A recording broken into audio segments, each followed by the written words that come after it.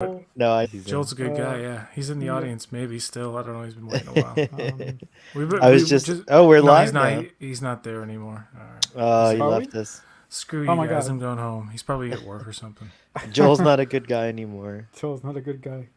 He left. Damn you, Joel. You should have Sorry. waited. You Damn wait till you. we tell you we're streaming. We don't stream I cast summon Boatrek. No, I'm just Yeah. kidding.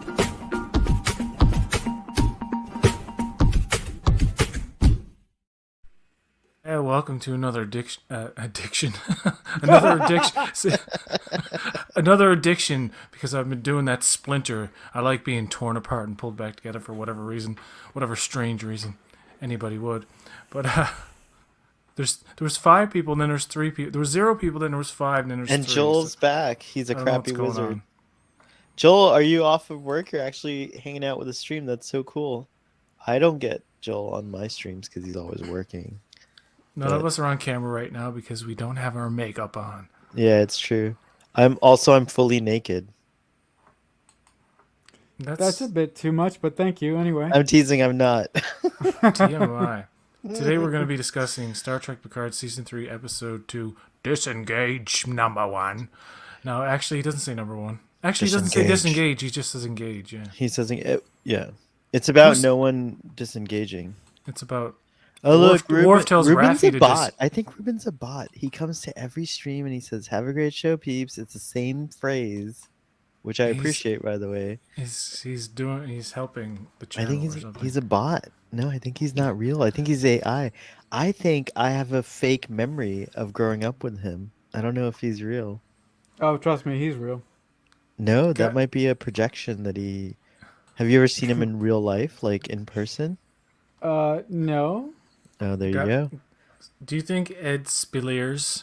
I know how to say his name now. Ed Spilliers, do you think the actor himself looks so much like he could be the son or grandson of Patrick Stewart that that's why it seems so obvious even from the first time we saw him in the trailer? Because, like... I actually don't think he looks as much like Jean-Luc as he does like Jack Crusher, the original. But there is like something about his kind of mannerisms, and of course he's got the same accent, so that helps to kind of sell the It's not the similarities. accent, it's the face. Look at the... I know, Yeah, like, there's it's hard to something. imagine Patrick Stewart and him side by side like they look alike, but think of a younger Patrick Stewart.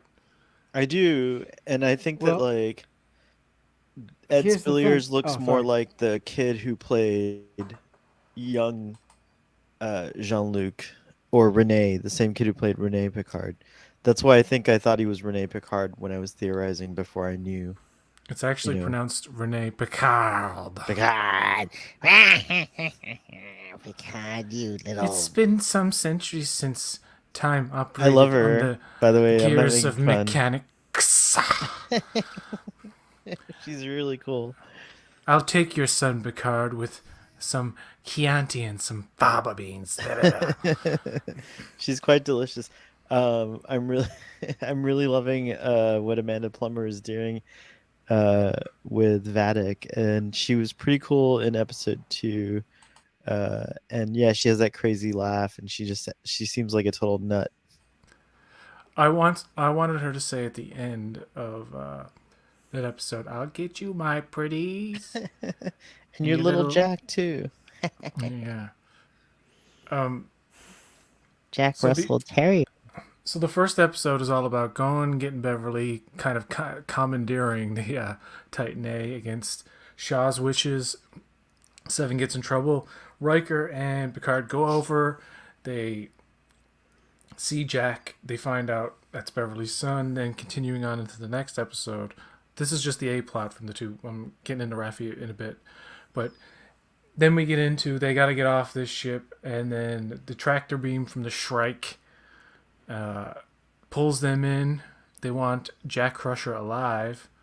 And I don't know why they keep sending these minions into the ship. They just keep getting killed. Even Picard points it out, well, maybe they'll finally understand that they're just sending these guys to their death because they're completely useless. But, Jean-Luc sets up the transport inhibitor so Jack doesn't get beamed away. And which is funny because when they want to get beamed out, they forget about the transport inhibitors for about 30 seconds, and then they're like, "Oh yeah, the fucking things, boom, boom." And And it's like, man, what a dead shot Jean-Luc was. He just yeah, went boom, boom, boom, 1, 2, 3, he knocked still him got out. it. He still Yeah, got it's it. true. I loved it. That's his android aim. It's like if you saw from his point of view, it'd be like RoboCop, like on a target. Yeah, it's funny. Accuracy, 100%. All right. Then okay, they get rescued by the Titan, and Shaw's like, "What's all this noise?" And Vatic makes herself known and says, "I want Jack for a bounty. He's a criminal, and because they're outside of Federation space, Shaw's more like." Before that, even Shaw was like, "Leave Riker and Picard to die for all I care." But then he changes his mind. And then he changes his mind eventually about Jack because Jack's right about to give himself up. And then Beverly comes up with Riker. She can't speak; she's very weak. And with just what do you call that? A wordless exchange. I love Beverly yeah. confirms to Picard that he is your son, and then Picard does like the "Oh no, damn it!" And Riker's like, "Yes, yes!" And the crowd boos, like, "Boo, Riker, boo!" And he's like, "You don't know me, you don't know me." But that's not what happened. By the way, Um, I have to say something interesting that happens throughout the series, but I think it was very prominent in those scenes specifically. Like, I love that first of all that what he says is like, belay that admiral's orders. Like he he pulls his completely rank. switches it up. Yeah, Yeah, but also his voice is like super powerful, Sir Patrick Stewart like yeah. He voice in those scenes. Like it's like so in a lot of the action scenes, I think because he has to kind of like yell or yeah. like raise his voice, but it's still as powerful as I've ever remembered it. In fact, it somehow feels like he's even maybe giving more to it than usual. I think he might even be, a little more excited about the writing or whatever this season because it is pretty good so far. Um, He usurps Shaw's authority as being an admiral, but that's where he becomes Captain Picard again. It's yeah, like, he oh, here's Captain delivers. Picard. But Yeah, even yeah. though it's like people could debate, like, hey, wasn't it this whole episode all about the needs of the many outweigh the needs of the few or the one? And now it's the opposite of that at the very end. Shaw acquiesces, as we've said before in your discussion yesterday, but on rewatch you see he does object, and he does say, like, this is all on you now. And somebody else mentioned about I think it was Father, about the hand on Shaw's shoulder. Hmm. And it's like, there's maybe, hopefully, that's the beginning of a camaraderie and Shaw's arc. I think it's also showing that, Jean-Luc, Shaw, Riker, they're all, people who have commanded in Starfleet. And so there's like a very nuanced kind of interplay. Like I don't know if you guys like Harry Potter, but there's something called wand lore in Harry Potter, and it like talks about like the order of like, how a wand bonds with a wizard or whatever, and there's like specific like rules and things like that. And I feel like even though we do have like certain, manuals for like older shows and stuff like that, but for the most part, like Star Trek models everything kind of like their procedures after the Navy, and this season just feels very steeped in that kind of like interesting naval kind of stuff, like the chain of command. That's the word I was looking for, the phrase I was looking for. You see like very like interesting things to debate about, concerning what the chain of command is, which I know Marcelo loves to talk about, and he loves to hate Shaw. Yeah, well, after I took a tranquilizer the other day after my rant on Shaw, I did kind of step back and started to look at it from a writer's perspective.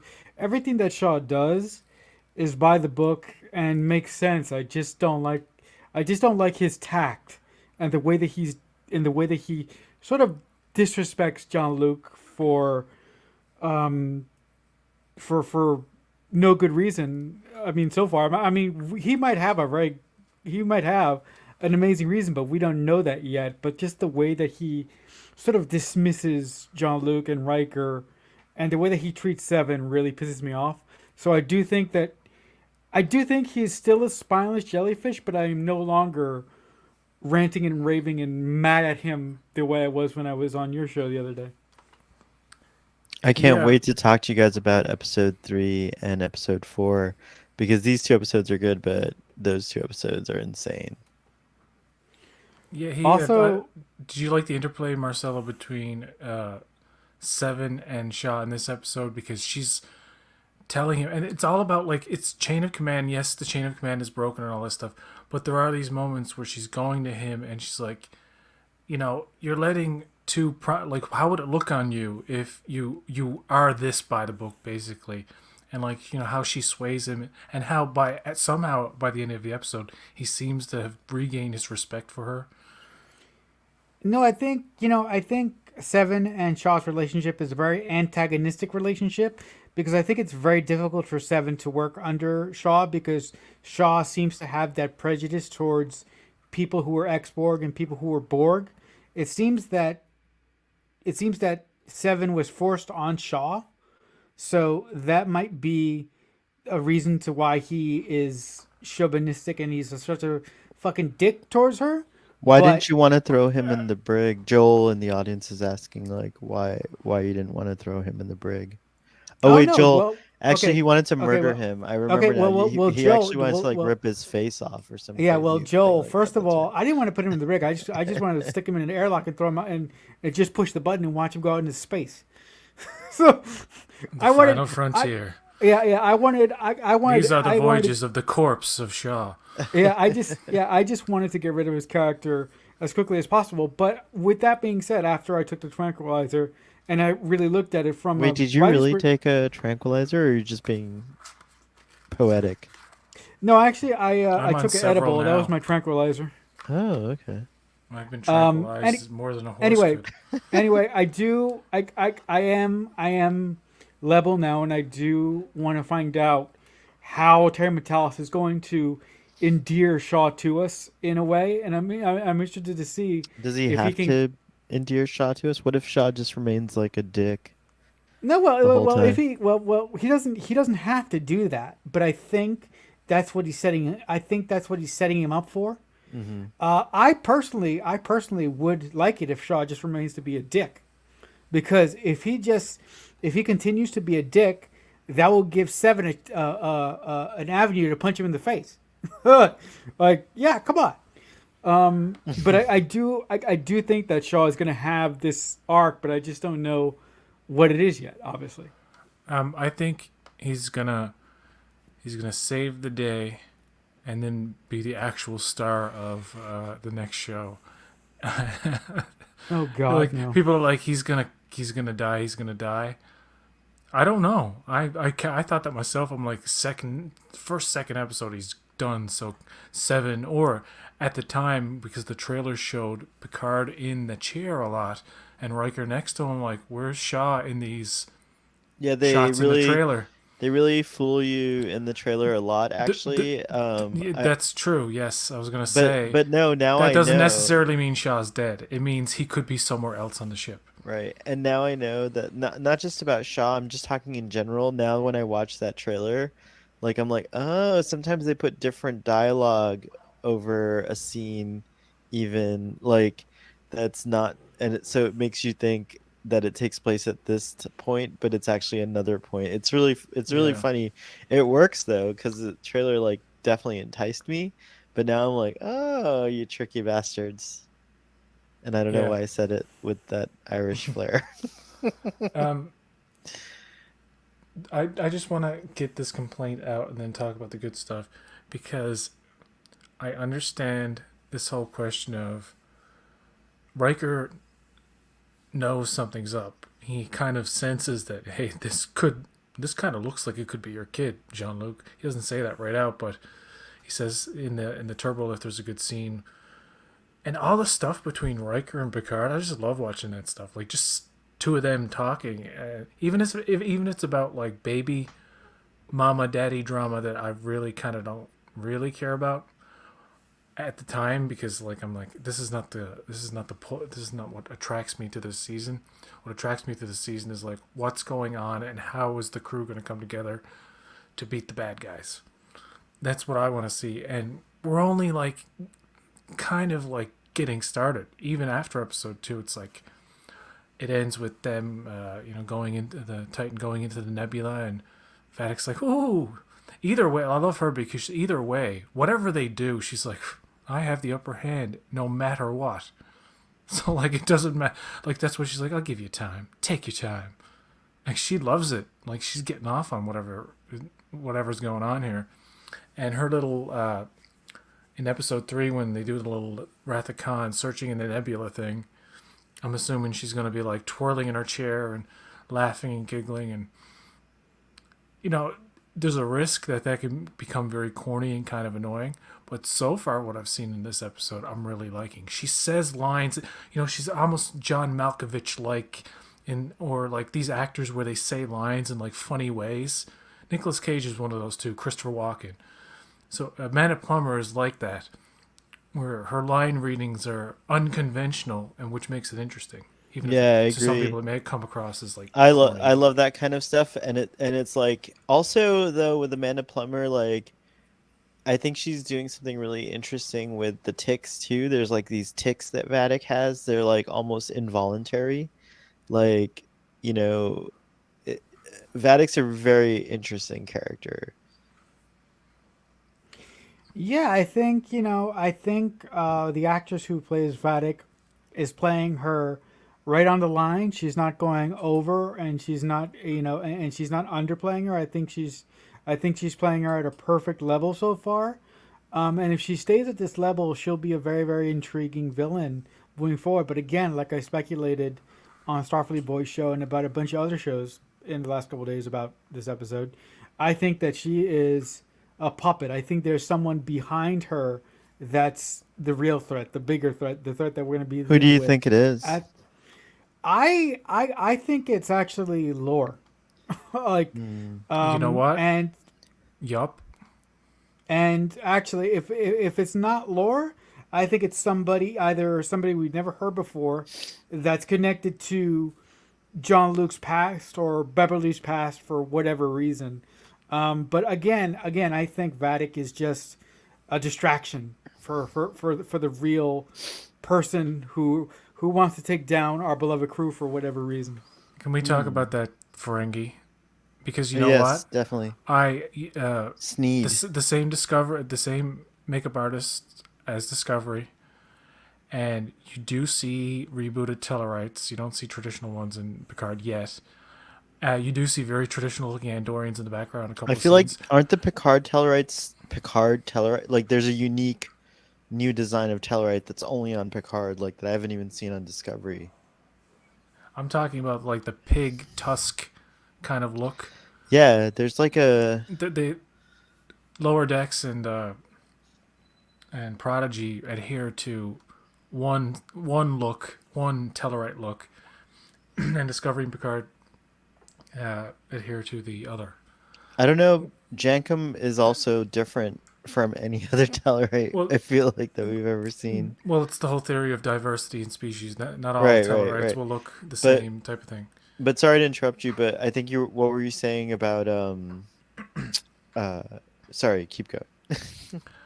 No, it's the same makeup artist as Discovery. And then Neville, you get, is it Neville Page and his team? Neville Page. Or yes, Glenn I think so. Hedrick or someone? I think It's Neville Page. Neville Page Okay. definitely did the Ferengi stuff in this episode. Got it. And it's the guy from Aaron Stanford from From 12 12 Monkeys, yeah. which I didn't know. And I've seen the actor before. I've seen him in X-Men and all this other stuff. And Yeah. And I was like, wow. I pictured where you kind of try to picture the actor. I pictured him much different as like some short, kind of bald guy. I don't know, some George Costanza looking dude. Mm-hmm. And he did a really good job. He sounded very American, kind of New Yorky. There was one line, he's like, "You think I'm going to risk my reputation to give up the big fish?" And I'm like, oh, that's... And the big fish. Now, people ask, why did Worf come in and kill all these fools? Isn't that the same thing as Seven shooting up a bar? Oh, it's a bit different because Seven was like Death Wish, and Worf is like covert ops type of thing. It was clearly a revenge kill for Seven, whereas yeah. Worf is being tactical and actually kind of correcting what Rafi her mistake, right? Like Yes, she, yeah, that's the thing. Worf tells her, he's like, Disengage, which is the title of the episode, right, and for good reason, because her plan to go around, and I don't know why Worf sent her on. She did get the Red Lady information from this street level dude, which is weird. But then she goes to another guy who's clearly gonna see through. Like there's a level of naivete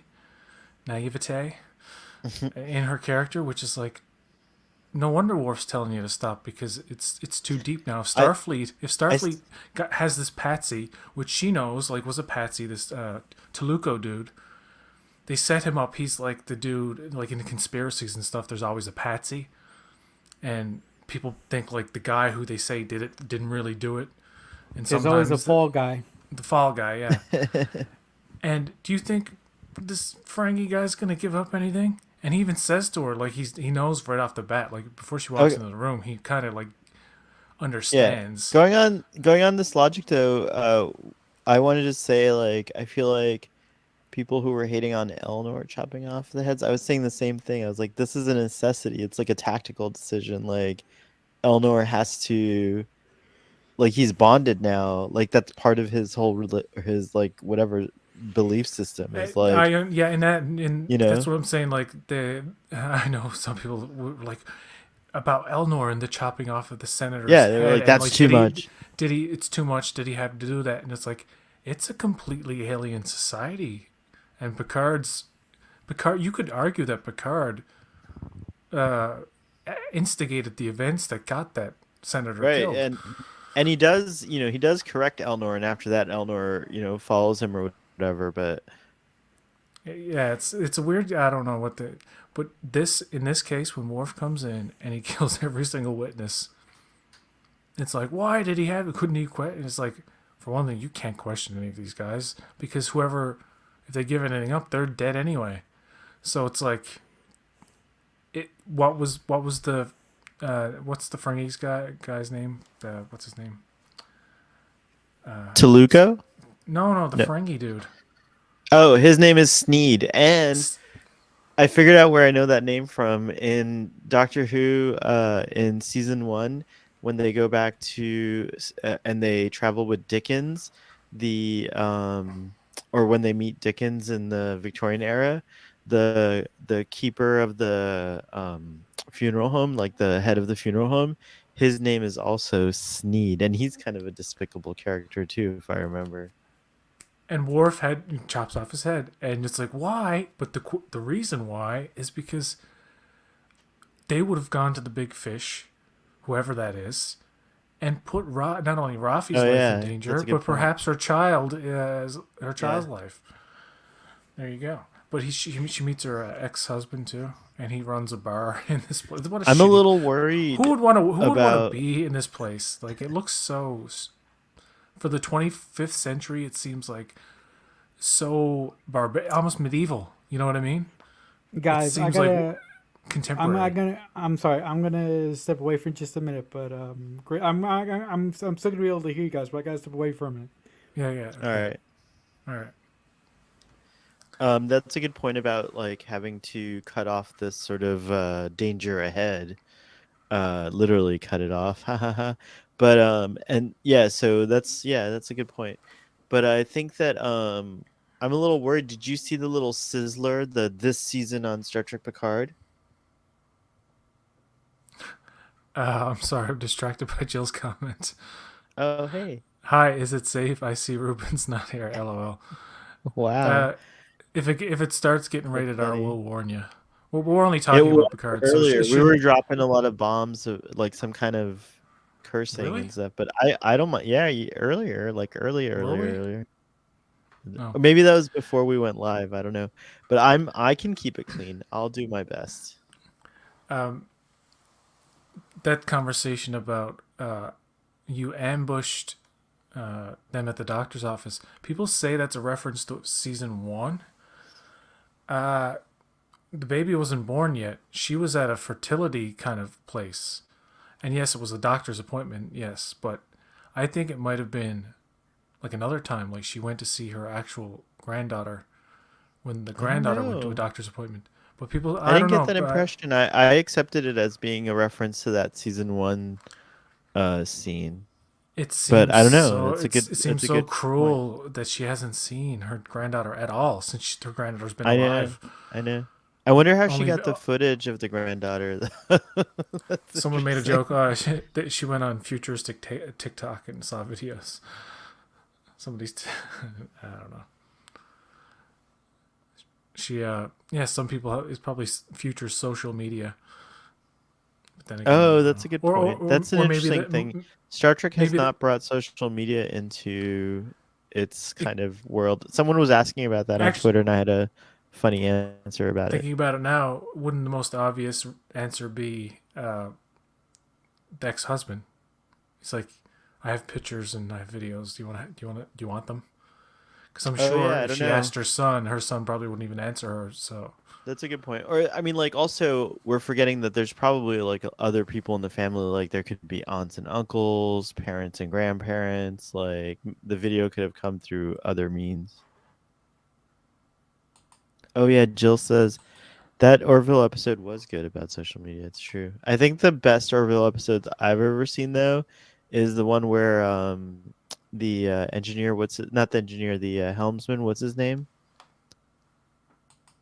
Helms, the Scottish guy or Scottish looking dude. Is yeah, well, it's just he's redheaded, I guess. He's a ginger, but he gets trapped back in time Like I said, and has a family, and then doesn't want to come back to future, and they force him to. It's like a really powerful episode. It's very good.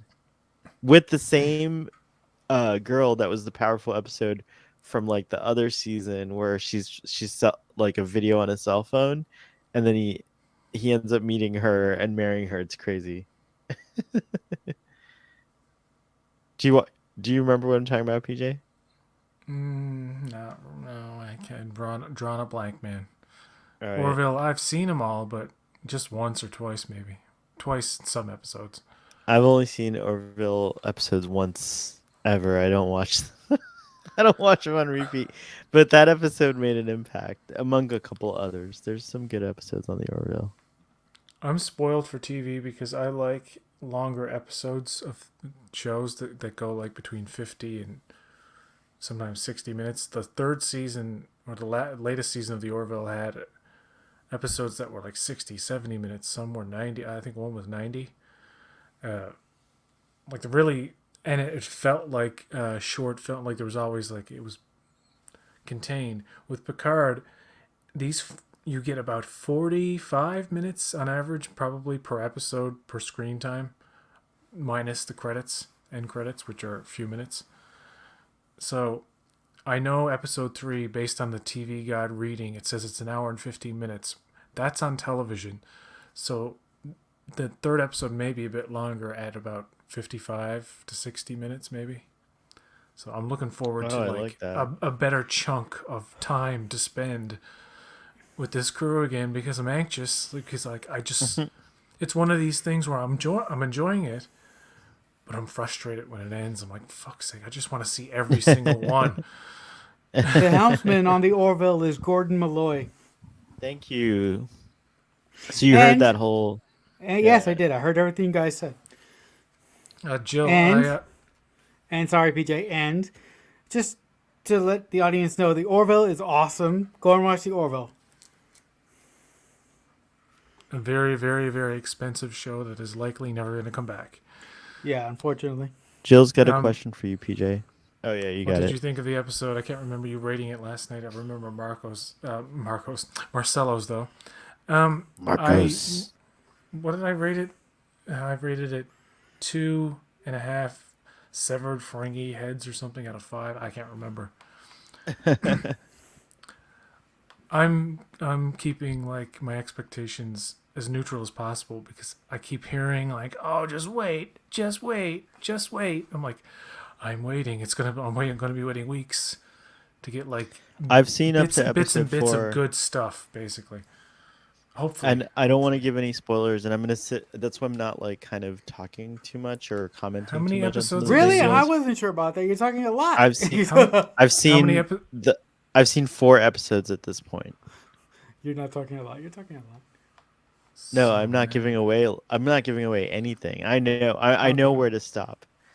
I know where to Okay. stop. Okay. Someone asked me a question earlier, and I was like, "This person's like, I don't care about spoilers." I'm like, I just don't want to have it written down, so I called them and I told them. But otherwise, I'm not spoiling it because it's that good. Like I. That's the only thing I'll say is that I feel personally that people are going to be in for a treat. There's Yeah. I gonna be mean, there's gonna be stars and trekking. Hopefully, yeah. I mean, I don't. I when when I see people all nervous and shit after 2 episodes, I'm like, guys, just relax. Don't you know how TV is run? You need to just chill. Uh, and Right, but I and mean, yeah, I think that's funny that you're saying that because I think part of it also, I don't know what Terry Matalis thinks, but if I were like a showrunner, I'd kind of want to create a lot of tension week to week and get the audience like excited and like, yeah, that's your talking about point. it That's and your having the job. chatter. Yeah, yeah, exactly.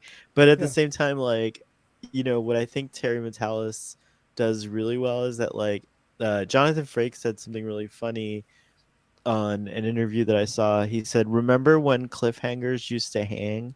Like meaning, I took that to mean like it felt like, oh yeah, you're gonna talk about it all summer long, like best of both worlds. You know what I mean? Like that cliffhanger made everyone go, "What the f?" And it like just felt like so earned based on what had happened in the episode.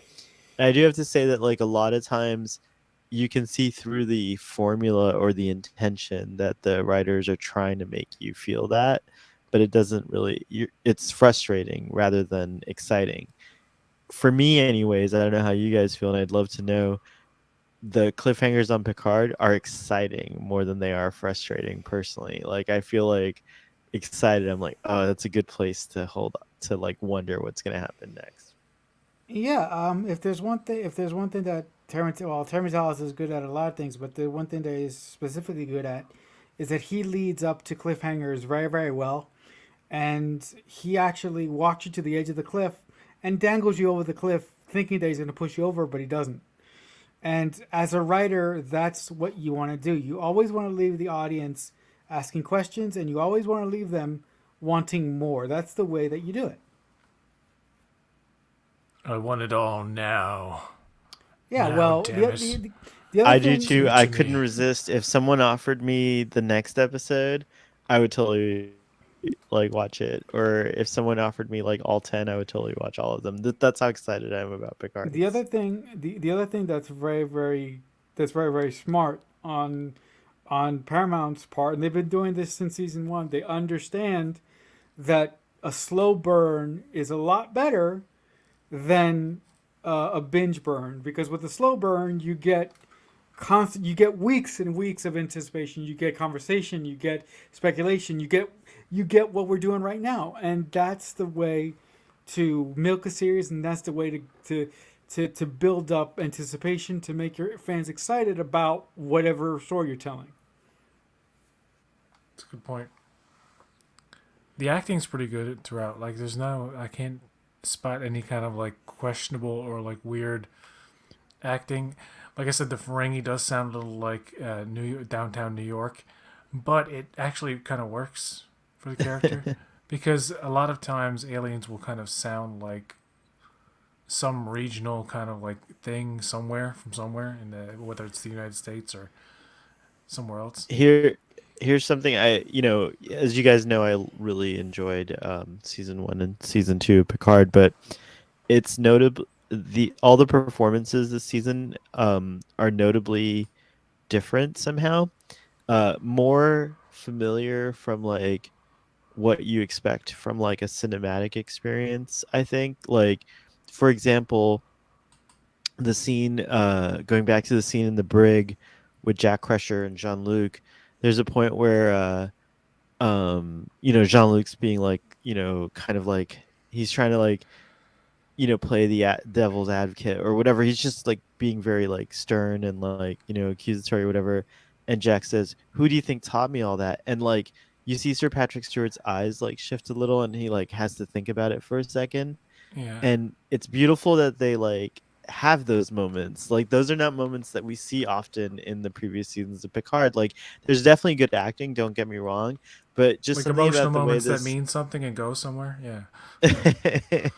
you know what I'm saying? It's Yeah, just like there's a lot of these moments of these looks. Someone was pointing out, of course, we have the epic scene at the end with the eye acting between Gates McFadden and Patrick Stewart, but it just feels like overall, as a showrunner, Terry Matalas is emphasizing things that, like, I think highlight the ability of these actors to perform. And so far, they're like knocking out it in the park on like so many levels. I mean, Sir Patrick Stewart's a master level actor, but like any actor, whether you're a master level actor or a new actor, when you're being directed really well, shout out to Doug Arniakowski, and when you're like when you have material that like really, I think in this case, I can't deny that the material in Star Trek Picard season 3 so far is way more aligned with what is happening in this situation, meaning this like coming together of these like familiar characters.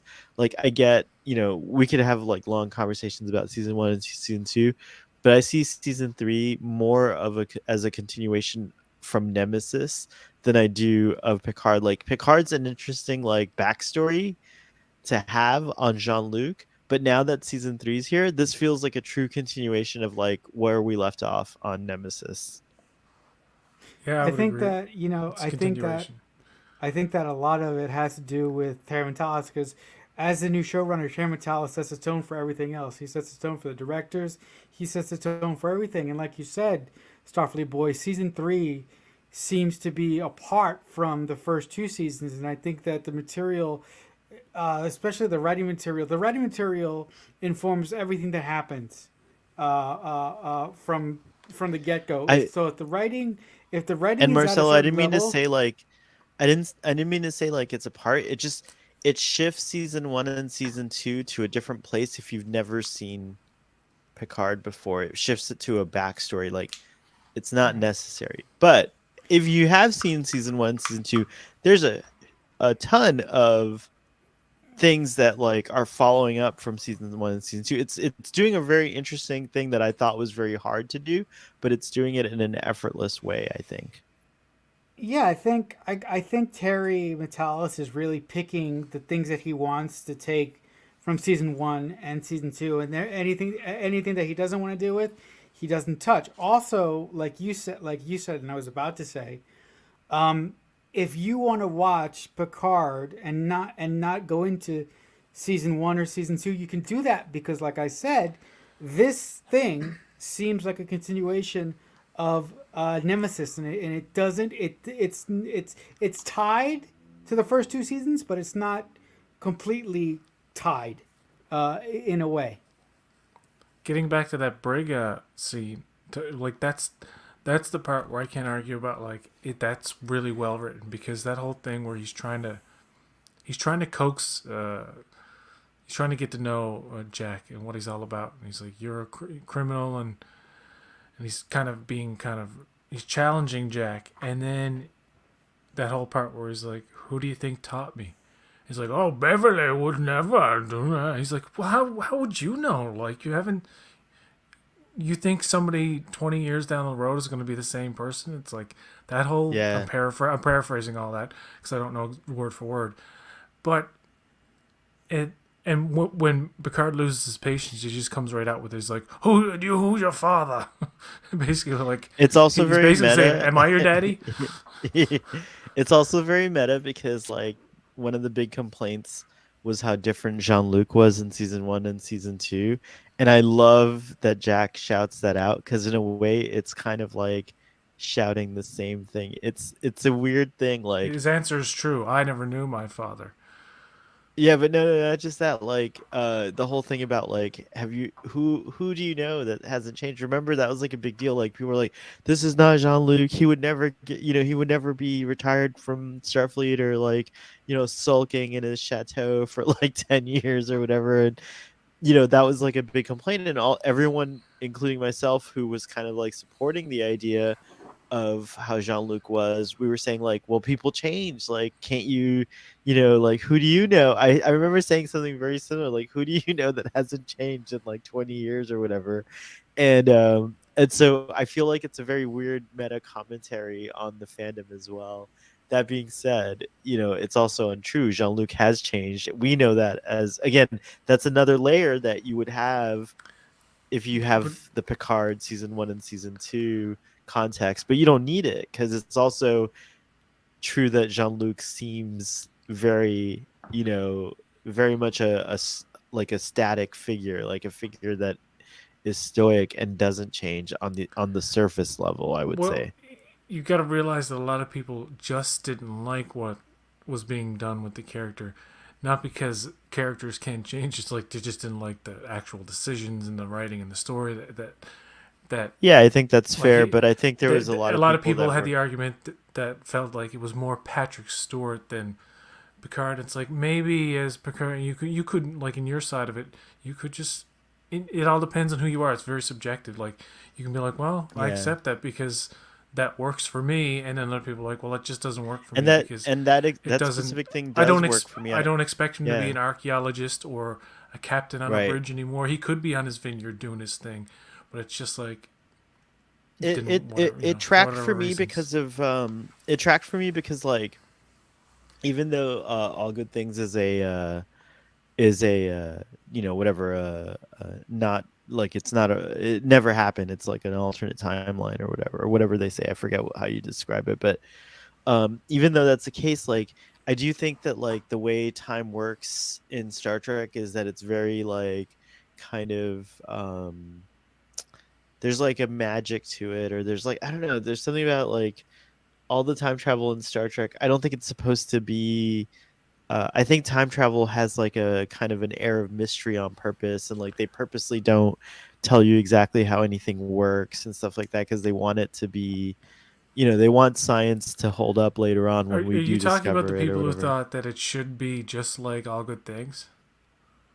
No, I'm just saying that there are interesting parallels to All Good Things. So like, even though it would have been fun to see Jean-Luc as an archaeologist, I was actually pleased with the choice to make him somehow Oh, attached to yeah. his vineyard, like, because it reminded me of All Good Things. So personally, so you're right about the subjectiveness. It depends what you liked about TNG or the previous way we knew Jean-Luc. And you're right, there's like a lot of different expectations for different kind of people. But I guess just like my final point on that is that for me, it just felt like people, including myself, did have a like. I don't know if you remember, PJ. I don't even know if you were like listening or part of the show at the time, but before Picard season 1, I was like, I want them all back. Like, I thought like the marketing was just kidding, that there was only Jean-Luc. I thought like the TNG cast was going to be like a bigger part of season 1, and they were just tricking us. Like, maybe we would see them in flashbacks and stuff like that. So I wasn't disappointed ultimately, but you know what I mean? Like, expectations are huge for this kind of stuff. And I think season 3 is definitely kind of what I love, is like having season 1 and season 2 kind of like maybe like destroyed everyone's it disrupted everyone's expectations. So now that we're actually getting what kind of we all expected from the beginning, it's actually kind of better because we've already like kind of let go of our expectations. So now we're Is more open to like seeing a real kind of like original kind of story with a lot of references, don't get me wrong, but like I still think there's like a lot of new stuff in it. I hope this whole thing in the first two episodes of like, okay, this reminds me of this and this reminds me of that, like the David Marcus thing and the Bloodlines thing, and uh, people talked about when Sidney LaForge is introduced. It's much like, I think a lot of people point this out. Half of the time, it's not really it's just a complaint; it's just an observation. And I kind of like playing the game, but I want them to, as it goes along, to be a little more original and less cliche in terms of a conspiracy where you can't trust Starfleet again. It's reminiscent of Undiscovered Country, and people have said good in good and bad ways. It is Star Trek's greatest hits. Much like, I don't know, no spoilers for Avatar 2 of The Way of Water, but if you watch that movie with an eye for James Cameron's filmography, you will notice it is like a lot of James Cameron's greatest hits. Like here and there, like, oh, that's from this movie, and that's kind of from that movie, and they're all James Cameron movies. He's like, it's like this kind of, he's like fan servicing himself, which is effective. It's a fun movie. With Terry Matalas, I believe where he comes from, like the 90s Trek guy, like he's older than me, I think. How old is he? He must be in his 40s, I guess, maybe 30s. If I remember correctly, he might be like not much older than me, like a couple years older. I'm 44, so I think he's like 45 or 46. He's not like too far off from that. So around the time we all grew up watching, not grew up, maybe just in our adolescence, watched all these shows and the TNG movies, and he likes First Contact. And you can kind of see that fan love in all the nostalgia and memorabilia, as people put it. And, this thing with Picard and having a son and didn't know, been estranged for like basically his whole life until he was a young man. Well, it's Just different like enough. No, but I mean, but like, okay. Like I'm not saying it's not it's an observation. It's Yeah. No, I know. No, observation. I'm not trying to argue with you, and I get that it's an observation, but to me, like, Don't argue with me, young man. to me, like it's kind of like, Star Trek kind of does this thing, right? And there's also the reference.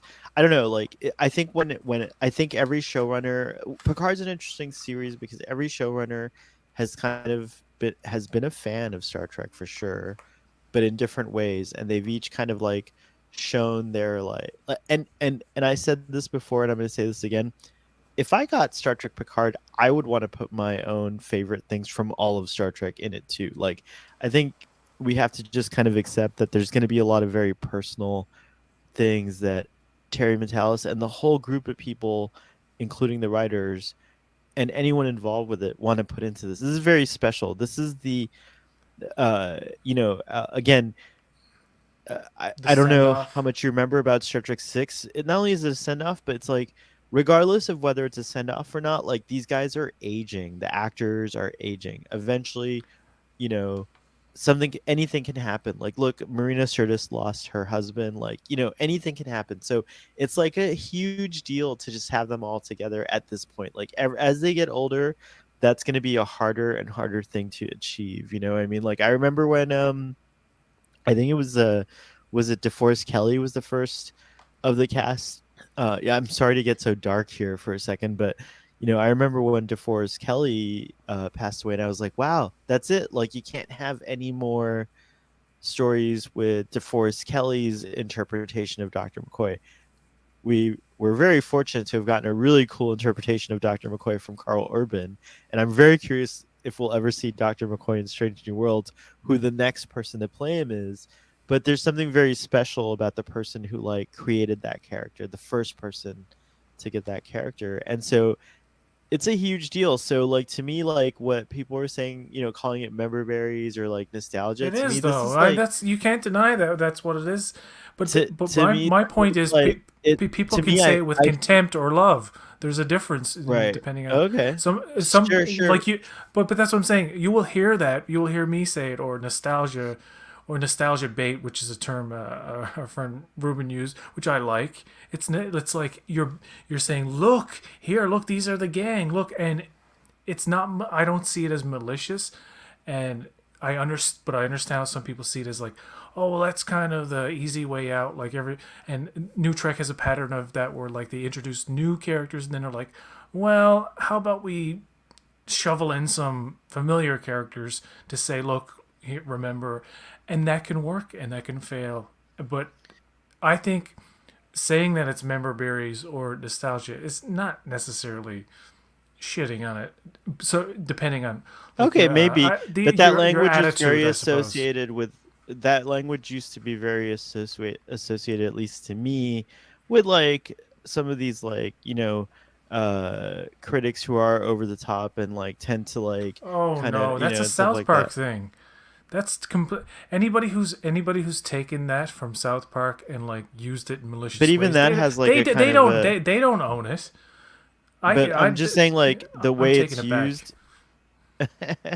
The way it's used, like even in South Park, isn't it meant as like a kind of like a negative thing? Like, Yeah, that's it's South Park is one of those shows where it's able to get away with so much because nobody is safe, and that's the kind of comedic beauty of the show. I don't know, it's not for everybody. I certainly understand that, but I people will take it different ways, like the whole thing about the member berries. It's like a criticism of Hollywood running out of ideas. It's a legitimate one, running out of ideas and just falling back on the familiar, like franchise and the lack of originality.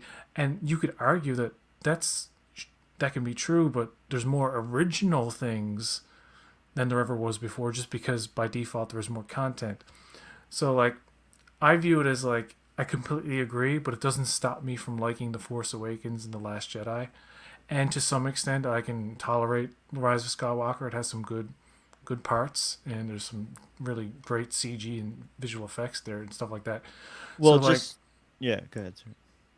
no, I was finished. Yeah, go ahead. Oh well, I was just gonna wrap up on what I was saying. That I realize it kind of like got you going on the member berries thing, but what I was trying to say is that like in a way, like with Terry Matalas specifically, like he's so aligned with and speaking my personal Star Trek language that it's more than just like nostalgia to me. It's like actually enriching the story that came before by adding this like extra like connection to Yeah, them, and I like that kind of thing. and Jill says I love the Force Awakens Sumi, and a criticism of that was of that trilogy was that a lot of fans were like, you missed the opportunity to have Leia, Luke, and Han back together in at least one movie. You totally missed out on that. And that is like the ultimate fan service and kind of memorabilia I nostalgia think bait. And yeah, that probably could have worked a lot better than what they gave us. But that's the thing. It's like you can put all the references, and you have the Enterprise F in at some point, and you have this ship and that ship, and we're seeing a lot of familiar things.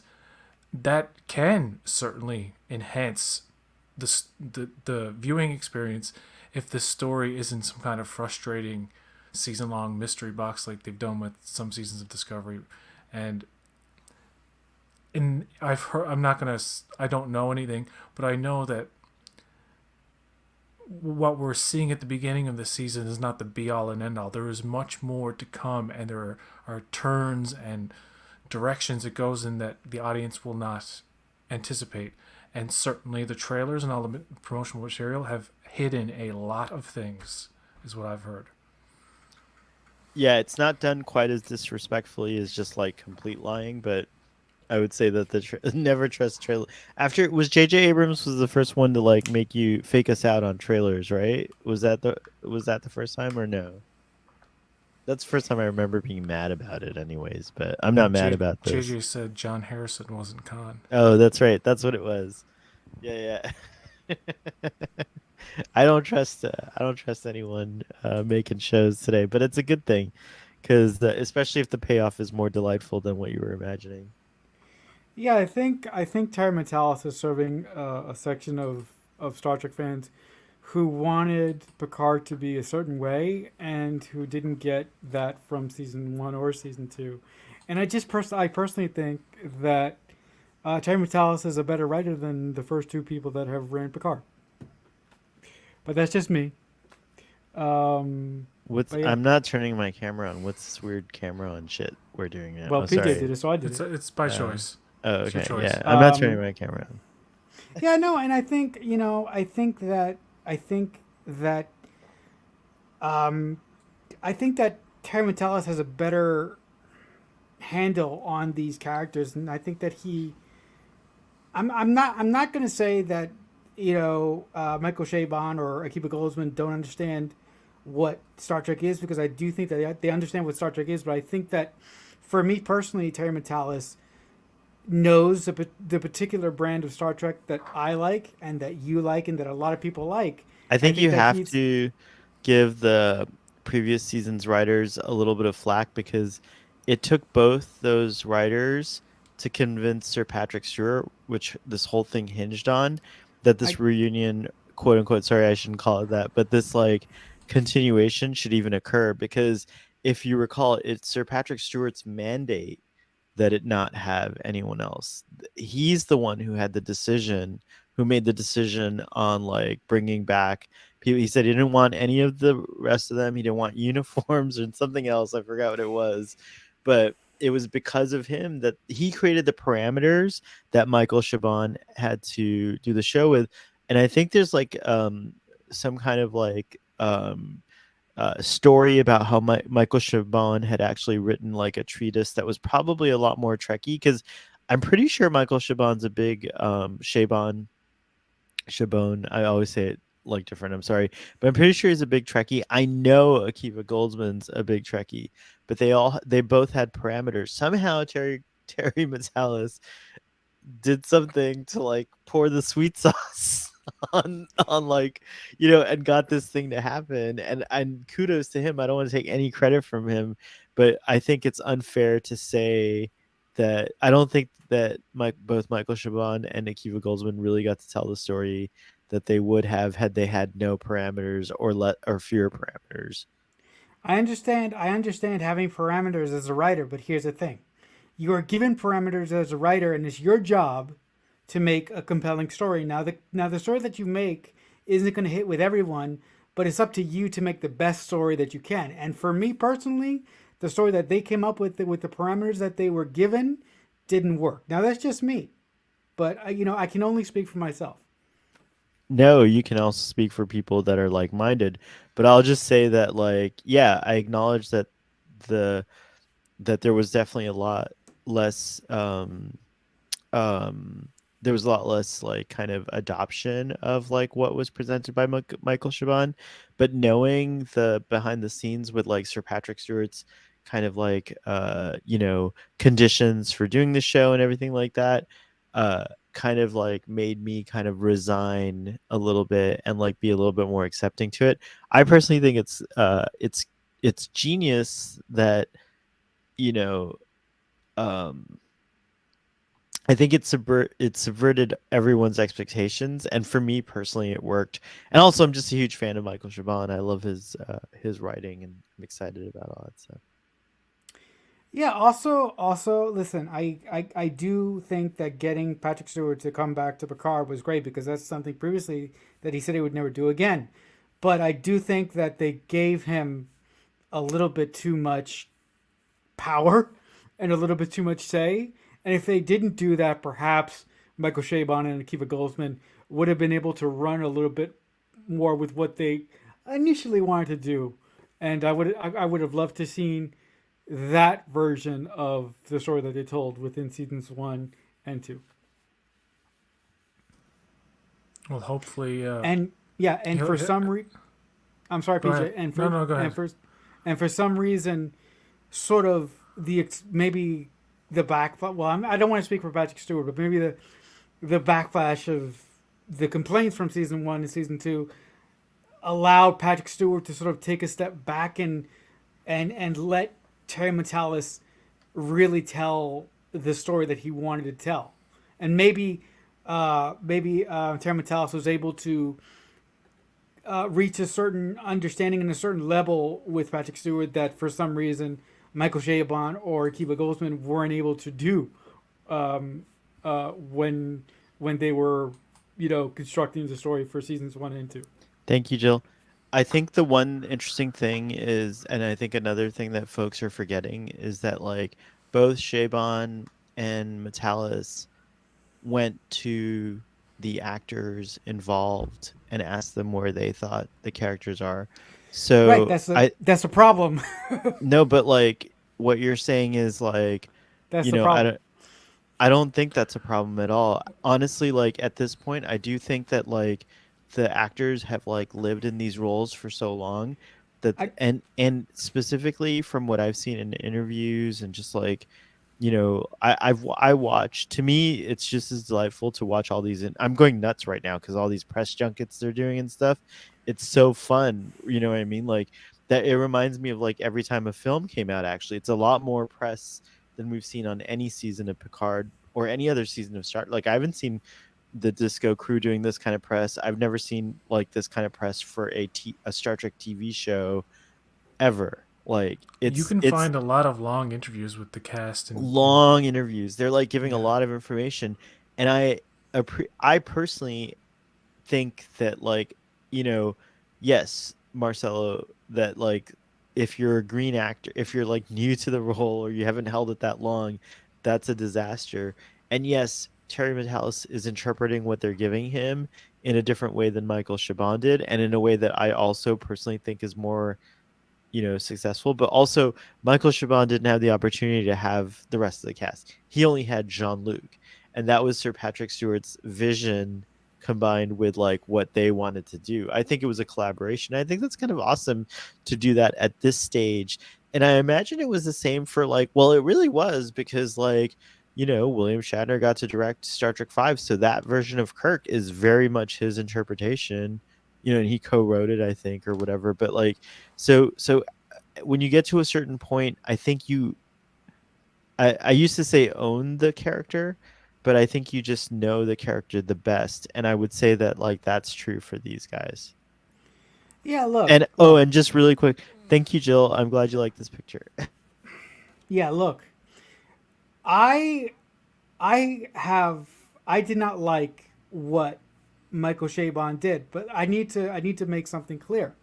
I do not blame Michael Chabon for what he did. I understand that he had parameters that Terry Matalas doesn't have, but here's the thing: the story that he came up with and the story that Patrick Stewart came up with, I did not like personally as a writer and a fan. That's all I'm trying to say. I am not saying that these gentlemen don't know what Star Trek is or they don't know how to write Star Trek. All I'm saying is that what these gentlemen came up with didn't work for me from a personal aspect. That's all I'm trying to say. Right. I'm not trying to convince you, but it sounded like you were saying that Terry Matalas has like more Star Trek understanding than maybe Chabon, or and maybe I misunderstood you, but I don't think that is necessarily true. Again, he's most aligned with what I personally feel like my Star Trek language is, but I don't think he has any more Star Trek love or understanding than Chabon or uh, Goldsman do. I think they just had different parameters, and that's what made those shows what they are. Yeah, That's I all I'm saying. think I'm not trying to say yeah, you're wrong or you're right or whatever. I'm just yeah. saying I think Terry Matalas has a different perspective, and he's able to like put that in. Yeah, I think Terry Matalas was extremely fortunate to come in when he did, because when he came in, Patrick Stewart, and Akiva Goldsman and everybody at Picard previously had already lived through the stories of season one and season two. So when Terry came in, he was able to take the story in a direction that he wanted to go in, and Patrick Stewart was possibly a little bit more accepting of what the story that Terry came up with. But I would have loved I would be very interested to see what Terry would have said if he was there from the beginning, and what he would have come up with Patrick Stewart's parameters if he was there from the very beginning, which he wasn't. it'll be interesting to find out when it's all said and done, like the season, what drew Patrick Stewart to the story of season three. And aside from working with his friends, because he's all these people see each other outside of work, so it's like that could be one of the reasons. It's like, I don't want to work with these people. I see them every day anyway.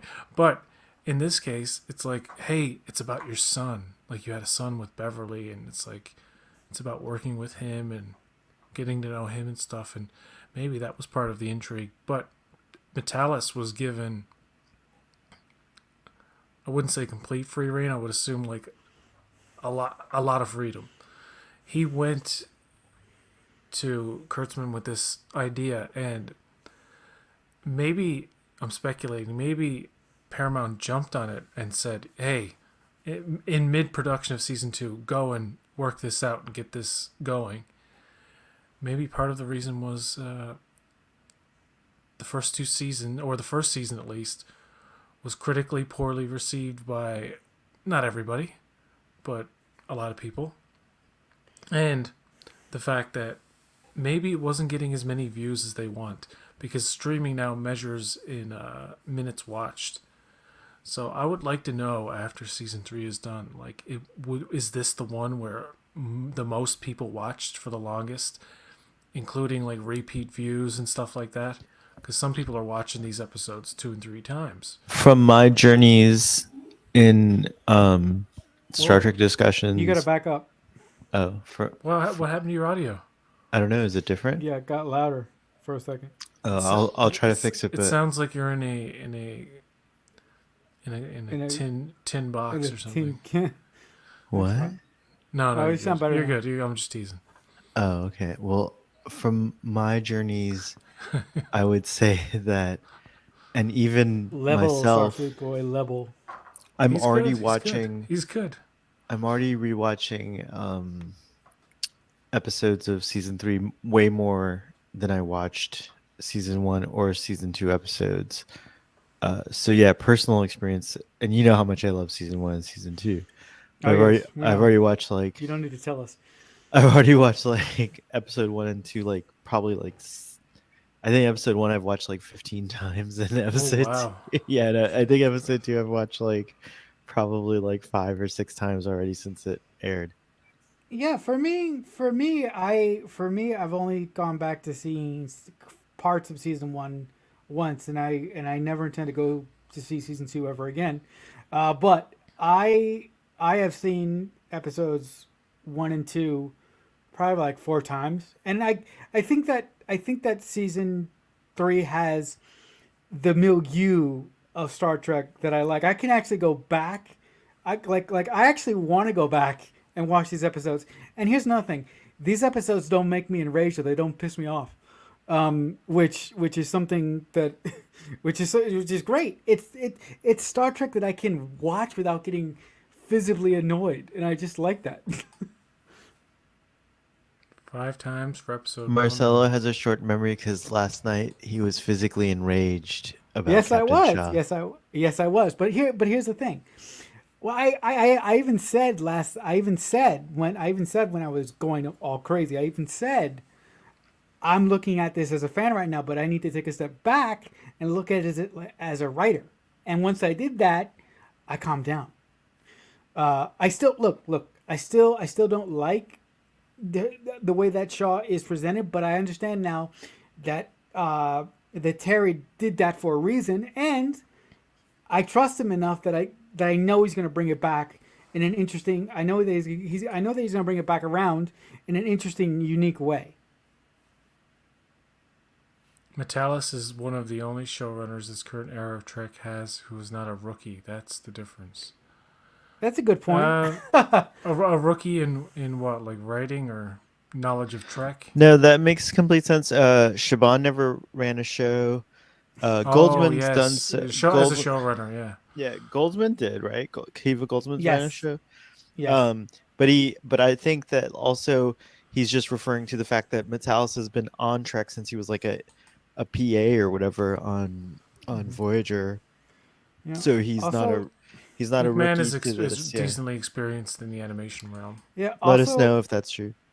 Yeah. Also, I think that for me personally, I think Akiva Goldsman is in my mind is a competent writer, but he is very inconsistent. Like some of the things that he does is really great, and then there are moments when I think that he falls off the cliff. But that's just a personal preference. But I do think that Terry Metalis is a lot more experience in the Trek world because, Sohail just said, uh, he had been I think a PA previously on a Star Trek in the '90s, if I'm not mistaken.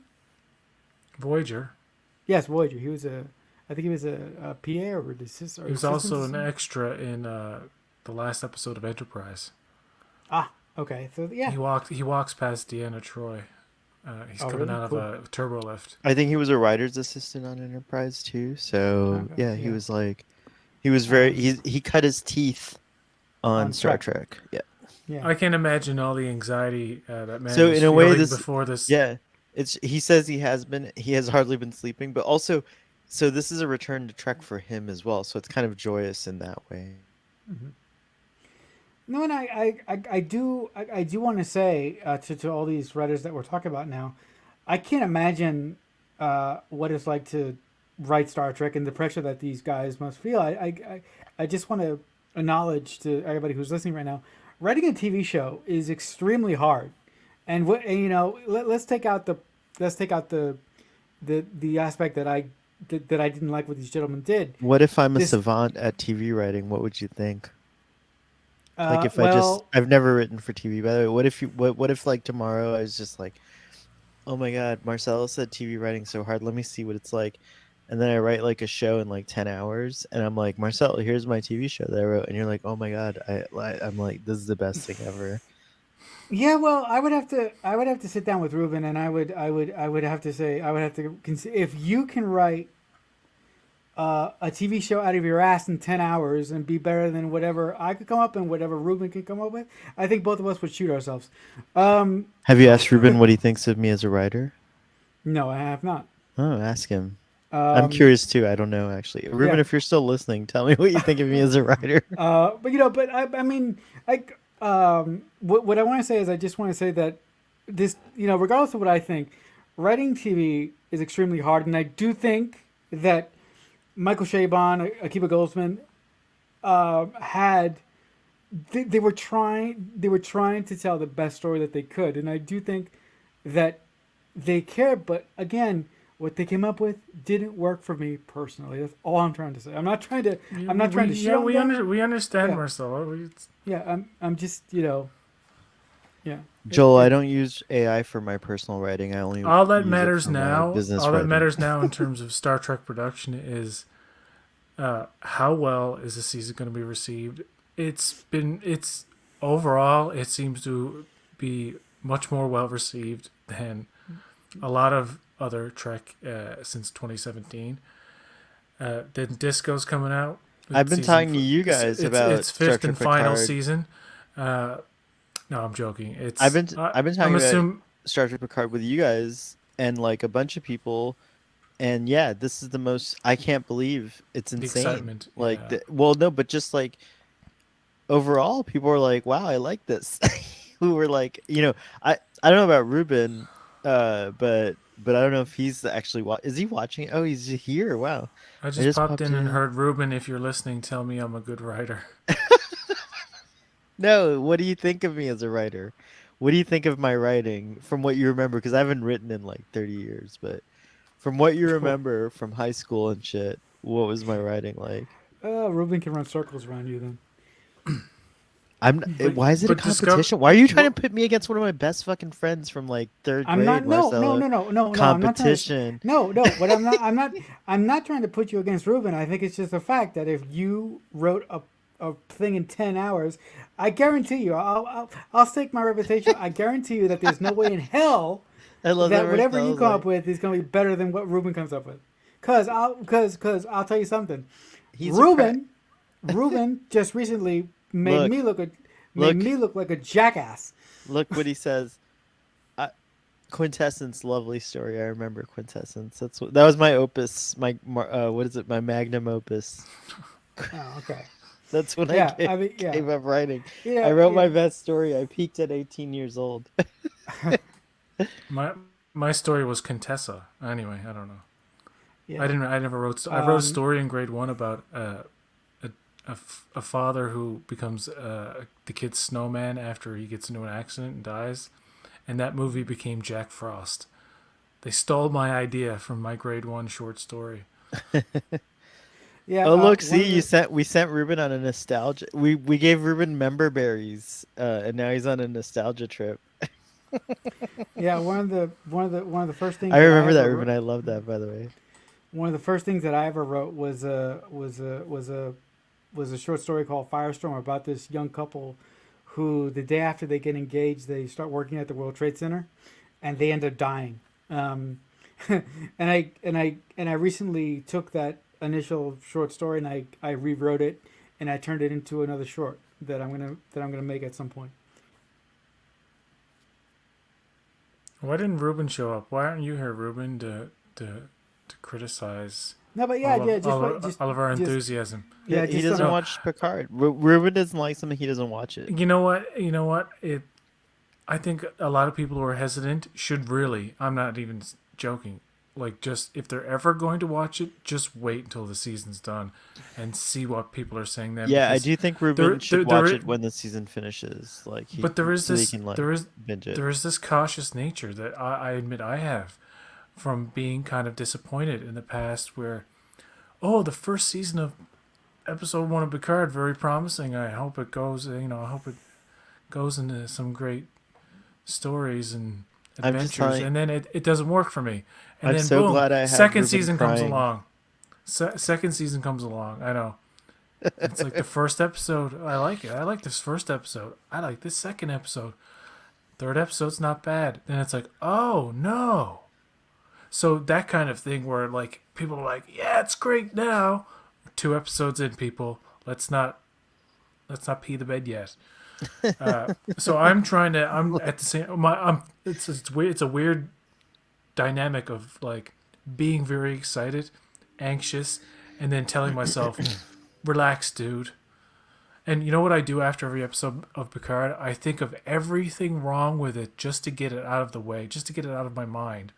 And I tell Ruben every little thing I found wrong with it.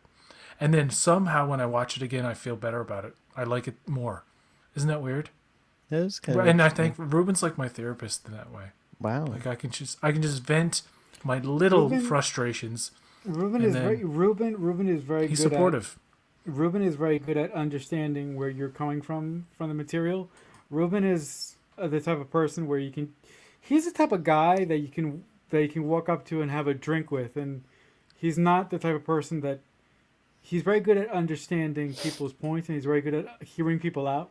Except me Yeah, on no, I season think one of you're in our season one I Star Trek think Picard discussions. you're When you you're a wonderful person, but there are times when you just go off on something where I just like if you were physically in the room with me, I would probably try to tackle you because I'm like God, just but you would Ruben, resort to like touching yeah, me physically and yeah, tackling me.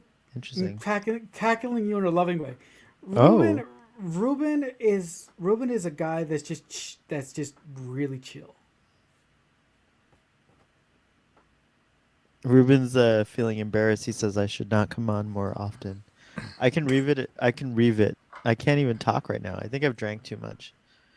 Yeah. Another thing I don't like about that second episode that bothered me is that Raffi is a recovering addict. She could potentially be it looks like she's struggling, not only with that but depression against she can't see her granddaughter, and then she has this meeting with Sneed, is that his name, who it's a bad plan right off the bat. Worf warned her not to go poking around, and she's like, it's strange. And then what does he do? He's like, prove you're not Starfleet by taking this eye drug. And then what happens? Ooh, this is called Splinter. It makes you feel like you're being ripped apart and pulled back together again. And like she can barely like control her motor functions. I'm like, how is this a drug that people are into? Like, do you have to do it like a few times to actually feel good about it? Because it My seems like a drug you understanding- would take and it would be an absolute fucking nightmare. my understanding of drugs like I've never tried heroin, but my understanding of drugs like heroin is that like that's not an inaccurate description. I know that in particular is a reference to 12 Monkeys, But like, that's what it seemed like, wasn't it? Like a heroin thing. yeah, Like it's like forcing somebody to do heroin, and which yeah, is happened in movies before. Where right. yeah, It's tropey, but it's good. It's like that's what kind of gangsters do is they make I you take just the, they I'm want sick to. of feeling so bad for Raffi and the putting her through the ringer, But man. I Like they're think it's just that. But I want to say that it that's doesn't different make for too good this drama in my season. mind. If we hadn't seen in episode one that she has everything under control, and she even told her husband, I like it a lot because there's a lot to think about. She told Jay, how did you do it? Like it baffles her because she is someone who.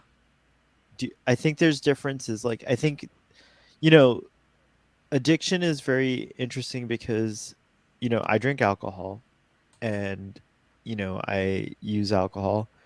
I don't think I fall under the category of an addict for alcohol. I use it for like taking the edge off or like a recreational type of thing. But I've seen people Maybe you're afraid to admit you have a problem. No, but I think that's go wrong. ahead. I think that's kind of wrong. I mean like there's millions of people who drink alcohol that don't have a quote unquote problem. Yeah, I But the know. thing about addiction is that what Jay doesn't understand is maybe he's one of the lucky people that doesn't have an addiction to that particular thing, and Raffi unfortunately is not lucky to have that. So there's no way to understand someone. You can't fully understand addiction until you've experienced it. And like if you're not I'm not prone, criticizing we know that addiction there's a or being genetic bad. component to addiction. We know that there's like people who are more prone to addiction than others. Like, Yeah, yeah, there's like yeah, a, yeah, yeah. you That's know, totally reasonable. Like what our character's like. It's just the process of putting her as creators, writers, putting this poor character, and I like that they acknowledged she meets her ex, and they acknowledged the thing with her granddaughter, which I hoped in season one there would be like a reconciliation or something. But if they don't end this season, if they don't wrap up Raffi's story, because this is potentially the end for her, unless we see her in other shows. But if they don't wrap up her story where she's physically going to meet her granddaughter and her granddaughter's like looking at her like, I don't know you, and it's kind of bittersweet, that kind of thing, I think that would be such a missed opportunity because they brought it up now in episode 2. But it's like, I get like how they want to put her through this stuff so that the redemption or her coming out on the other side is that much more satisfying, say. But I think it was just going a tad too far with the Ferengi, like, oh, you're this woman who's struggling, she's clean at this point, and now this, hopefully in future episodes it's not a thing where she's now addicted and wants to keep doing it, because that's going to be a real bummer. I don't think that's the I direction. want her and Worf to I don't kind of think that's like the direction get, they're gonna go in with it. yeah, hopefully, yeah. I don't think You they know are. though, don't you? Yeah, No, it's like, I actually don't. okay, I actually don't. That's why I'm comfortable talking about it. So, like, the okay. things that I'll go into depth with are things that I actually don't know about. So, if you do hear me speculating, it's genuine speculation. What is that with Starfleet Boy? This Guys, is an intervention. guys, can we talk about how great it was to see an actual bottle of Sluggo Cola? Is that a DS9 reference? I think so. Oh, or wait, the slushy mix is what J.J. Abrams does, right? Is it slushy? Sluggo. Slusho. No, Slusho. Slusho. Slusho. Oh. But going back to I guess just going back to Rafi for a second, Profit like and Lace. That is DS9, right? yeah, it is. It's uh it's just to me I think to me I like the idea that whoever proposed in the audience that maybe it wasn't like an actual drug but like a very powerful truth serum, which is a drug too, but not like the drug that Rafi used to be addicted to, so she's not going to be, you know what I mean, like anyways, I want her and Worf to go back to the Titan and team up with Picard and the gang. I think they will, right? Because And then in the trailer we see her them all together. but then her and Seven are like, "Hey, how's it going? Kiss and let's go in the room. Let's go in the bedroom," because people are thinking, people are unsure. I think some people are unsure about whether she lied or not about her being broke up. It would be a great reveal to her for her to show up, and then they're just like cool with each other, and like there's no, because come on, like why would you break them up? Keep them together. You had the tease at the end of season 1. They had kind of like a bit of a interpersonal conflict in season 2 that they got over, didn't they? I can't. I've blocked it out of my brain. I've been like They erased did it. they did seem to resolve it, but at the same time, it's unclear at the end of season 2, right? Because like Rafi's doing the Starfleet Academy slash Excelsior thing, and Seven's on the Stargazer. So How would you feel, Starfleet Sohail, if right at thank the you for end, calling me Starfleet Soho. Go ahead. Elnor shows up in a little Oh my cameo, god, I would. Can I quote and Saturday Picard's like, Night "Oh, Live? Elnor, I'd like you to meet Jill, the whole crew. One of them died though during the season, but the rest of them, meet them." I would just die. It would be great. I would love it if Eleanor somehow. I would also love it if one of the Rios Hollows appeared and we got Santiago Cabrera back. Terry Metalis seems pretty emphatic that that's like he seemed to have been very hard about saying like, look guys, I wish we could have gotten all these things in there, but it's just don't get your expectations up. So I've really lowered my expectations. I don't expect to see Eleanor or Santiago Cabrera as one of his characters. But if it happens, I'll just be over the moon. If it happens, if they come back again, either Santiago Cabrera or Eleanor, I'll have PSD. Um, I yeah, I look, I have not liked Rafi from the beginning, and a testament to how the show is being written now, I can actually stand that character. So good on you, Terry. But I do think that he is setting up Rafi for a redemption story, and I do think that Terry Metalis is going to do something similar to give her a moment of peace and a moment of like, oh my God, all my suffering did lead to something good. So I do think that Terry is going to give that to her. Yes, she needs to come out a winner at the end, and like I said, if they don't show her like meeting her son and maybe the guy from Cuba Gooding Jr.'s son who plays her son in the first season, maybe he may be back. I don't know. Maybe we'll just see her with her granddaughter or something, or I don't know. But they brought it up, so they gotta follow through. And I maybe mean, maybe in the chaos of the rest of the season that may not come up again. I don't know. it would be immensely satisfying for Rafi to get a happy ending. She definitely, Michelle Hurd, I think has put a lot of work into this character, and I think every season she's better and better. And this season is definitely the best opening for Rafi's character. And I think Trek on the Tube mentioned how for him the focus was Rafi, and I do think that's true. Like episode 1 does like seem to have like an emphasis on Rafi's character, and I do appreciate like that moment. You know, I like expectations being subverted, and like we're used to Rafi dealing with addiction, and so like in the first episode you're kind of like, oh man, you're disappointed, you're like Rafi's back in this like shitty life, she had like what happened, you're like mad a little bit, you know what I mean? And then she like goes off into the alley and she's like, Commander Musaker reporting for duty, and you're like, yes, yes, yes. Like you're They like, do show the temptation is still there though. the temptation's still there, but like she's doing it, man. She's like doing the work. She's like working hard. Like so it is very, I love that people are reacting the way they are because it is very scary to imagine Rafi like losing all this. And I think on a space that I was on, someone pointed out that like if it is in fact, I'm gonna assume that the drug is like she actually took like a an equivalent to a hard drug like cocaine, heroin, whatever.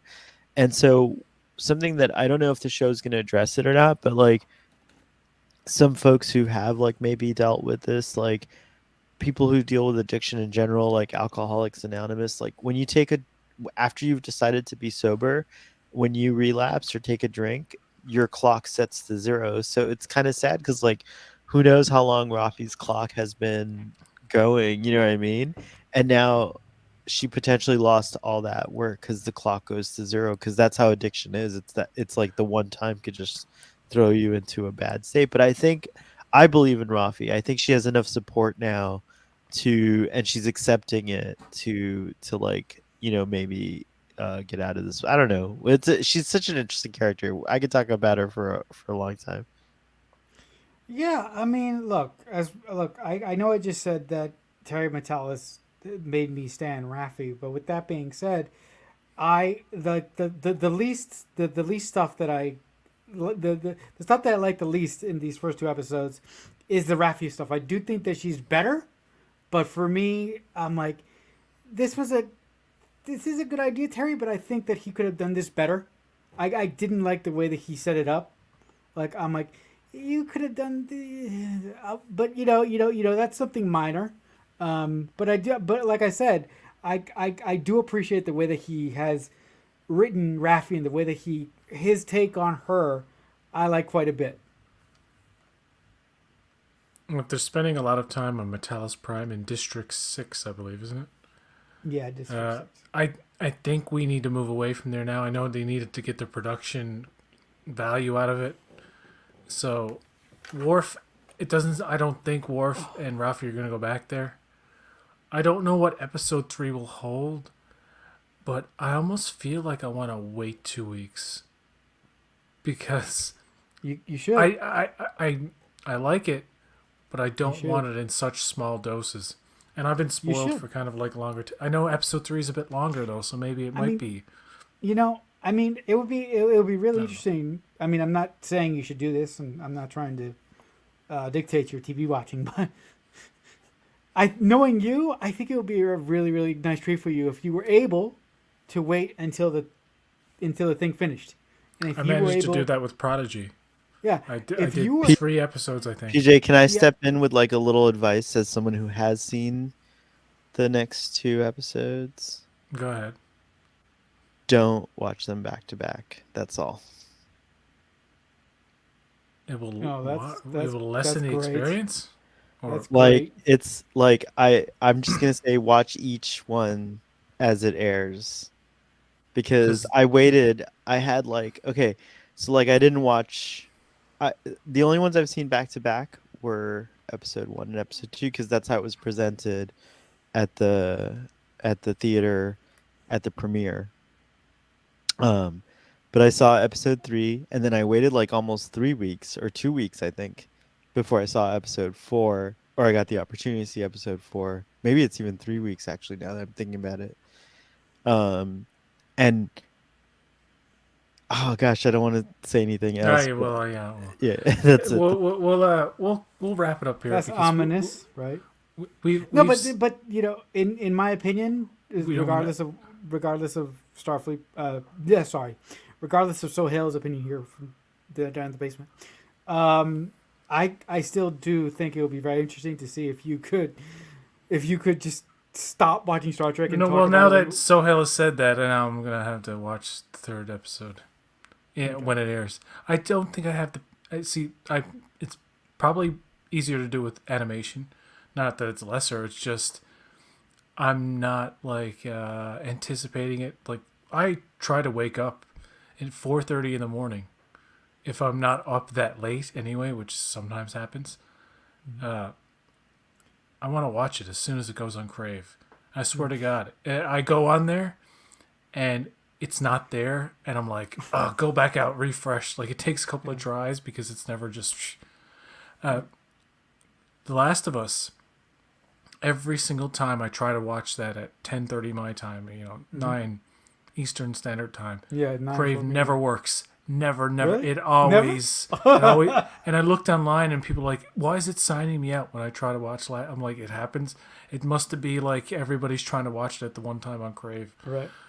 Very popular show. It must be.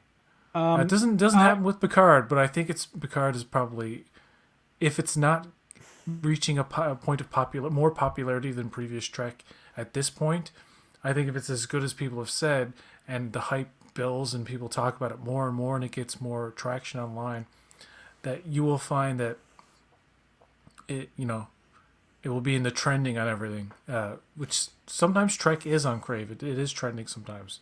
Picard does trend not long after it airs. So I have a question for Sohail. that's in Canada, by the way. Sorry, go ahead. Yeah, I have a question for Sohail in the basement here in the bottom. But being that you went to the premiere of Picard season 3, What was it like to meet what was it like to meet Terry Metalis?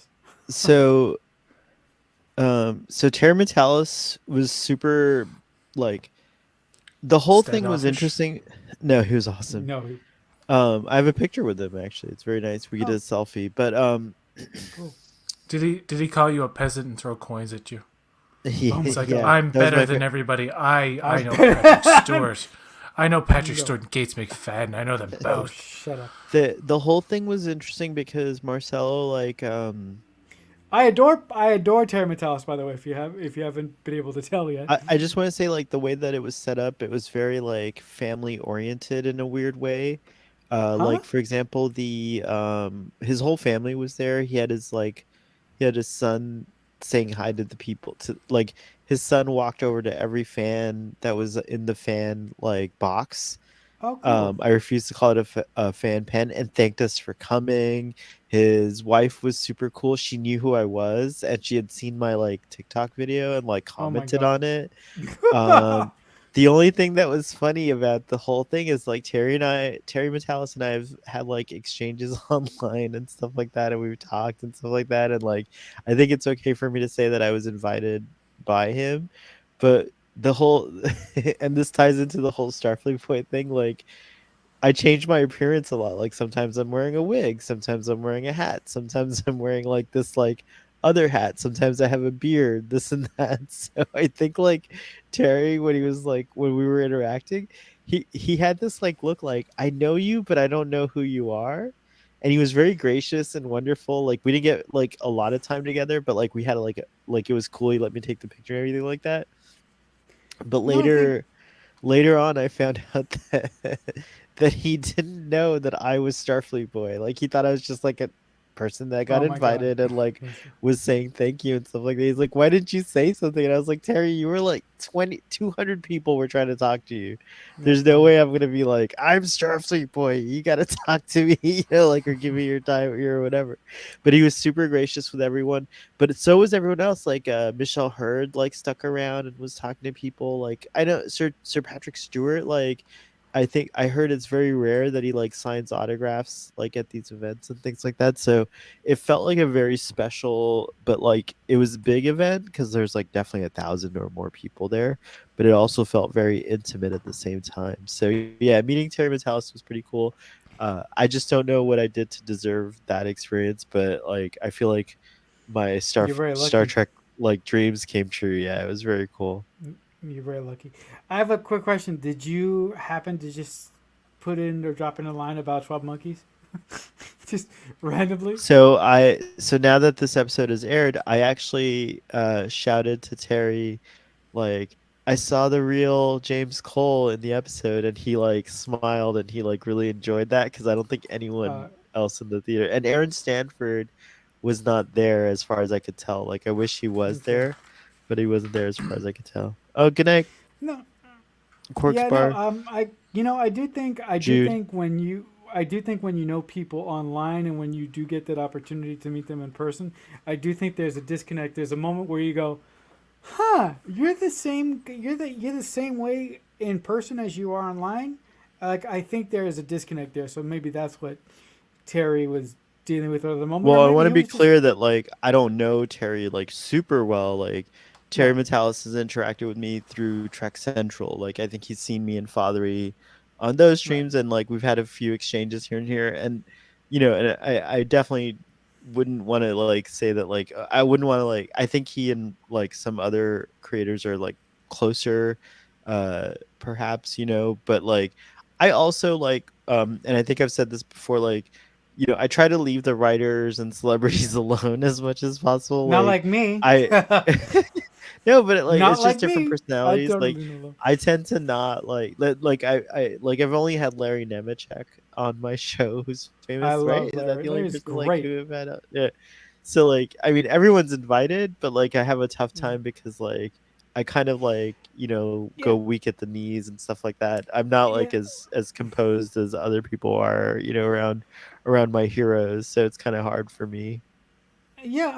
I well as an individual who loves Star Trek for different reasons than you do. I find it that when I'm interviewing a writer that I absolutely like, that I love for a particular reason, I try and stay as calm as possible. But like you, for the people behind the scenes, I'm losing my mind, but I'm just trying not to show it. I do think that Terry Matalas is very, very respectful to the fans, and I do think that he is very open in ways that other individuals who work on Star Trek are not. I'm not saying that's a bad thing. I'm just saying that I think every individual that works on Star Trek has a different way of, of presenting themselves and dealing with fans, and I think that Terry Matalas is very accepting of the fans and is very open to discussing things with us. And I think that he's comfortable with doing that. I noticed he gets annoyed at like the little nitpicks and stuff. Oh, like okay. he'll like respond with a gift of like somebody slamming a door.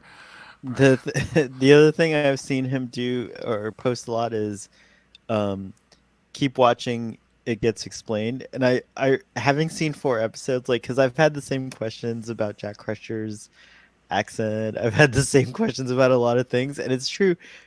And just knowing 12 Monkeys, like how Yeah. 12 Monkeys, and you Just should know wait. this too. Just Like, wait. yeah, just wait. Everything, there's so much payoff in 12 Monkeys. It's extraordinary. I wait. don't know. Just wait. I don't know how he's gonna condense that I formula told into you. one season, but it's gonna be pretty. Yeah, thank you, Marcel, by the way. And Joel said, I think Terry knows who the #1 fan of 12 Monkeys is. I think Marcelo and I are tied for that. And then, Yeah. Love that show, man. but definitely, Jill, I am the #1 fan for Picard season 1 and 2. Oh yeah. I don't know. Like, I'm ready to go up against anyone on that one. I've got my fighting gloves on. Well, we got Yeah. about five minutes and some odd seconds left. We're gonna want to end it on 147. Oh, okay. I'm glad before we we. go- This is fun. I'm sorry we didn't get to hear about Cocaine Bear. What is it called? Cocaine Bear. It's called Cocaine Bear. Braxton saw it and he said it was really good. He said it was He said he loved really it. good. Yeah. It's interesting that they haven't, because last year and the year before were kind of different. That we had a schedule for like what was going to come out. We don't know what's coming after Picard, and I think part of that is that it's like there's so much hype and focus on this now. Why? Wait, it's not Disco 5? Wilson Cruz said something about spring, but he doesn't.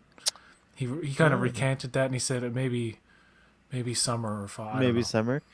So, and then but- Strange New World is not ready to go, right? Strange New Worlds it should might be ready to go. They released an official clip for that series It over a should year be. ago. It should be. That's right. They did. I don't know What if it about was a year or it was a while. It was a good few. and what about many Lower months Decks ago. and Prodigy come out like later in the fall? Their fall shows so far with their tradition of Yeah, release. yeah, but I think what PJ is referencing, I think he's talking about newer stuff. I think that's what you're going for. That's what I'm saying. Like what? Disco New 5 I'm is probably summer or fall. Who knows? yeah. I'm But gonna I guess think Strange that- New Worlds is gonna be right after Picard. That's my guess. Yeah, because season 2 of Strange New Worlds has been done for a while. The only thing that they've been doing is refining it by doing post production. I really I- think maybe I'm jumping ahead of myself, but I'm really hopeful, is what I should say, that Strange New the Worlds season 2 clip. the excitement of this season will Strange New World turn season 2 into a 25th century show. 5 months ago, they released that official clip with Ortega Oh, preps okay. for an away From mission. season 2. Hmm. So, and they've had it. filmed And for we some had time. we had those shots of Laan and Kirk like before season 1 even aired, right? Or no, like somewhere mid season, I think, right? Right. With the animation in Prodigy, it's likely to be fall or the end of the year Yeah. Yeah. for the first probably 5 or 10 episodes of the second season. Depending on Speaking the of schedule. generous, We might have a Uh, break for all we know between Picard and the next one. We don't know. They just haven't announced it yet because it's like why Starfleet rock the boat now? But Disco 5, Starfleet Sohail would appreciate a break. I argued that maybe season 5 of Discovery might be its last, and some people would be like, well, they would have said that. I'm like, not necessarily. I feel like they 'cause Succession. didn't season 7 say like, oh yeah, this is our last season, like blah. It feels like that's like Star Trek's thing is like they always let you know they like to hype up the last season. I don't know. I think Maybe it's the second last I think because they're no, I reducing think the episodes, and that's usually a sign that they don't really want to spend as much on it. no, Hmm. I do think when they decide to end Discovery, I do think they're going to tell us in advance so they can build up the final season, whether it's going to be 6 or season 7 for that matter. If we get that far. And I'm just saying, logistically, it's gonna be like if you want more shows and you want to keep it at 5, Picard's going. So what's gonna replace that? I think what's going to replace that I think the Academy's show is going to replace that. I don't think any of those are gonna replace. I don't. I think they're gonna abandon Starfleet Academy and Section 31, and there's gonna be a new show developed by Terry Matalas. Talos. Thank God. You know what? I said this on your. I think I said it on your show, or was it the space? I would love if Kurtzman gave Terry like came to Terry and said, you know what, we like what you did with season 3 of Picard so much. We're gonna give you the opportunity to create a brand new show in the Star Trek universe, and we're gonna give you carte blanche. We're gonna let you do what you do. And what I would love to see what he would choose and what he would go with. Well, it would probably be the next generation that's introduced in Picard. Yeah. We're almost out of time. Last comment. Are you going to cover the Mando season 3 on your show? Who's interested in talking about Mando? I'll do it. F yeah. And I'll do it. yeah, let's talk about Mando, which premieres March 1st. Yep. Raffi 7 new people show. I bet. Yes, I agree. Yeah, no, I mean, I would. I mean, I don't want to keep sounding like a dick, but I would just like a show focused around 7. I don't want Raffi. I mean, I know that makes me sound like a dick. All right, but I don't- we've talked enough about Raffi. It's okay. Yeah, I don't want to. You'll love her by the end of season 3. I bet. I hope.